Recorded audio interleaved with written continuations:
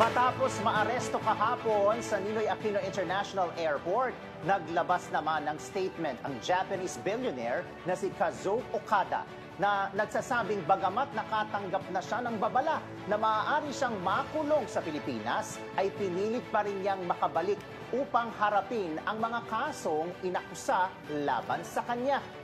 Ayon kay Kazuo, gusto niyang ipakita sa buong mundo na siya ay hindi natatakot. Anya, bumalik siya sa bansa upang kaharapin ang reklamong grave coercion na inihain laban sa kanya at sa kanyang mga kasamahan.